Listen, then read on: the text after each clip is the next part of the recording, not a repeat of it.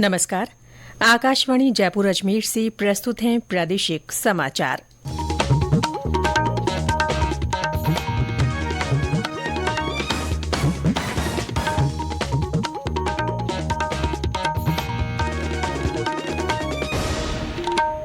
मुख्य समाचार। प्रधानमंत्री नरेंद्र मोदी आज किसान सम्मान निधि की 20,000 करोड़ रुपए से अधिक की राशि जारी करेंगे। मुख्यमंत्री भजनलाल शर्मा ने राज्य के विकास को लेकर नई दिल्ली में प्रधानमंत्री और कई केंद्रीय मंत्रियों से मुलाकात की। 21 जून को मनाए जाने वाले अंतर्राष्ट्रीय योग दिवस को लेकर प्रदेश में विभिन्न आयोजनों को अंतिम रूप दिया जा रहा है। पूर्वाभ्यास का सिलसिला भी जारी। और प्रदेश में अधिकांश स्थानों पर प्रचंड गर्मी का असर। श्रीगंगानगर में पारा 46 डिग्री सेल्सियस के पार।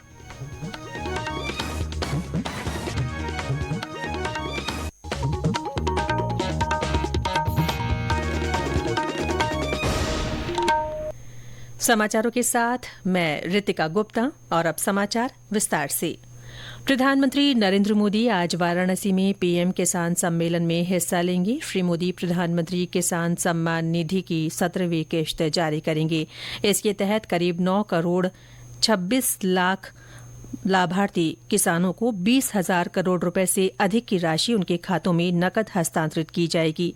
समारोह में प्रधानमंत्री कृषि सखी के रूप में स्वयं सहायता समूहों की 30,000 से ज्यादा महिलाओं को प्रमाण पत्र भी वितरित करेंगे। इधर प्रदेश भर के किसानों में सम्मान निधि को लेकर उत्साह है। बाड़मेर में ग्राम पंचायत मुख्यालयों, कृषि उपज मंडियों और कृषि विज्ञान केंद्रों पर कार्यक्रम का सीधा प्रसारण किया जाएगा। इस कार्यक्रम का जिले में सभी ग्राम पंचायत मुख्यालयों, कृषि उपज मंडियों और कृषि विज्ञान केंद्रों पर शाम 4 बजे से 7 बजे तक सजीव प्रसारण किया जाएगा। इस आयोजन में स्थानीय जनप्रतिनिधि, प्रशासन के अधिकारी और किसान शामिल होंगे। इसे लेकर जिले के किसानों में विशेष उत्साह बना हुआ है। जसवंत सिंह डूडी, आकाशवाणी समाचार, बाड़मेर। मुख्यमंत्री भजनलाल शर्मा ने कल नई दिल्ली में प्रधानमंत्री नरेंद्र मोदी से मुलाकात कर प्रदेश के विकास को लेकर चर्चा की।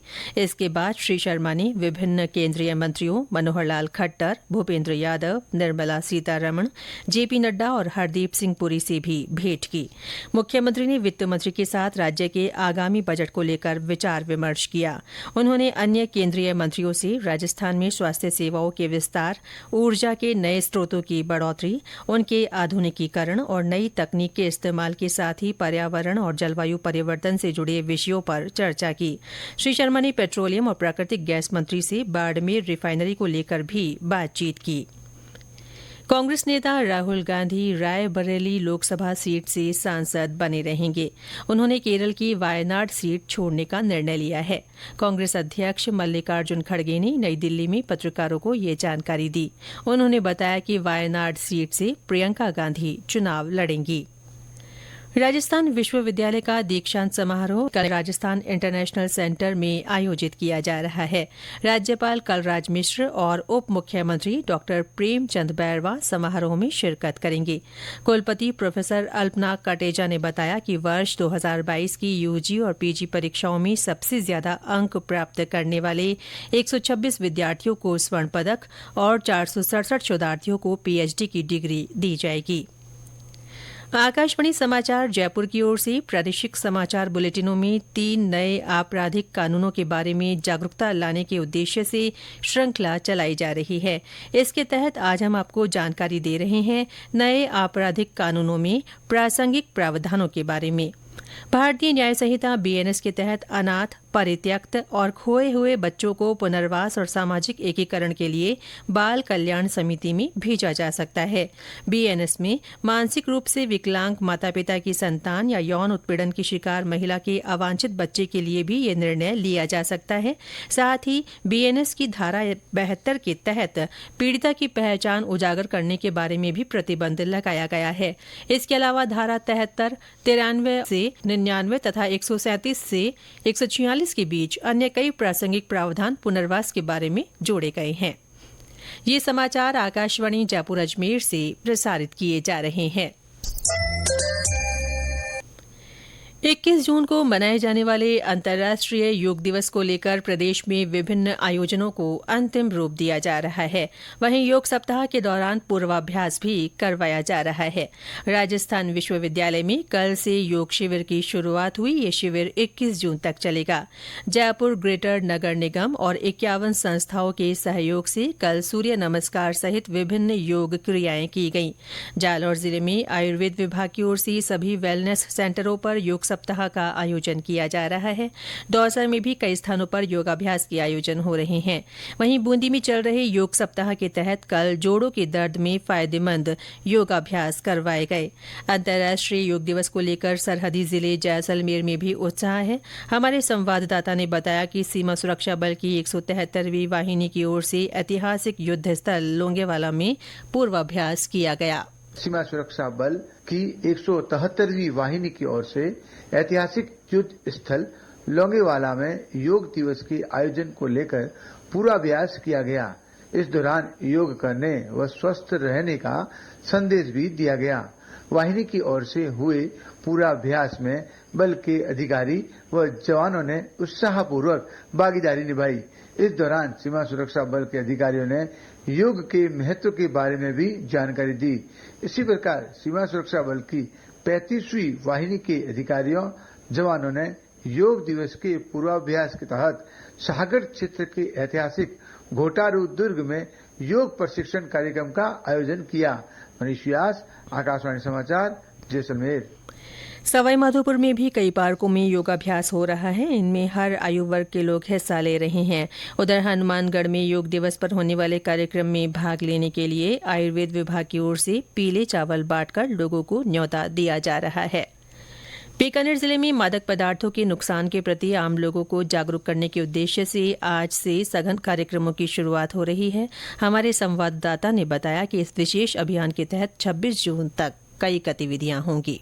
आज प्रथम दिन केंद्रीय कारागृह में कैदियों के साथ नशा मुक्ति संवाद होगा। इसी कड़ी में राजकीय बांठिया बालिका उच्च माध्यमिक विद्यालय द्वारा गंगा शहर और भीना शहर के विभिन्न क्षेत्रों में स्काउट और गाइड की जन जागरूकता रैली निकाली जाएगी। इसके अलावा नशा मुक्ति से जुड़ा डिजिटल प्रमाण पत्र आमजन को जारी किया जाना, जिले की समस्त ग्राम पंचायतों में ग्राम सभाएं कार्यशाला के साथ साथ कोटपा एक्ट के तहत सघन कार्रवाइयां भी अमल में लाई जाएगी। नशे से जुड़े अवैध विक्रय, भंडारण और निर्माण करने वालों के विरुद्ध चालान तो काटे जाएंगे ही, वहीं रोजाना शहर के मुख्य स्थलों पर नुक्कड़ नाटक कर आमजन को जागरूक भी किया जाएगा। मोहम्मद रफीक पठान, आकाशवाणी समाचार, बीकानेर।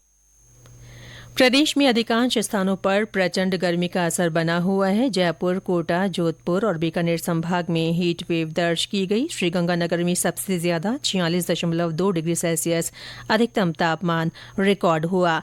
पिलानी, चूरू और करौली में भी पारा 45 डिग्री सेल्सियस से ऊपर रहा। लोग भीषण गर्मी और लू से बेहाल नजर आए। हनुमानगढ़ से हमारे संवाददाता ने बताया कि दिन ही नहीं, रात में भी लोग तेज गर्मी के असर से परेशान हैं।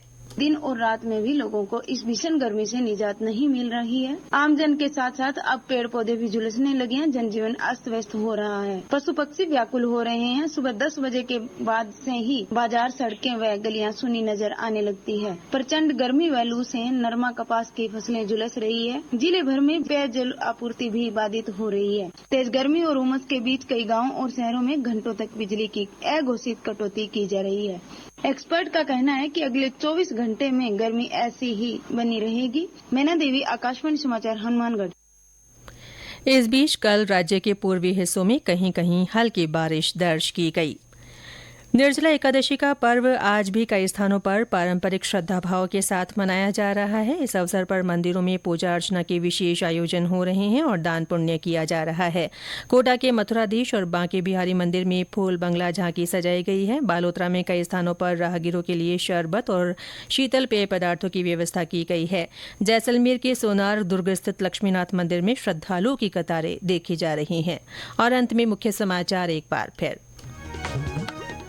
प्रधानमंत्री नरेंद्र मोदी आज किसान सम्मान निधि की 20,000 करोड़ रुपए से अधिक की राशि जारी करेंगे। मुख्यमंत्री भजनलाल शर्मा ने राज्य के विकास को लेकर नई दिल्ली में प्रधानमंत्री और कई केंद्रीय मंत्रियों से मुलाकात की। 21 जून को मनाए जाने वाले अंतर्राष्ट्रीय योग दिवस को लेकर प्रदेश में विभिन्न आयोजनों को अंतिम रूप दिया जा रहा है। पूर्वाभ्यास का सिलसिला भी जारी है और प्रदेश में अधिकांश स्थानों पर प्रचंड गर्मी का असर बना हुआ है। श्रीगंगानगर में पारा 46 डिग्री की पार रिकॉर्ड किया गया।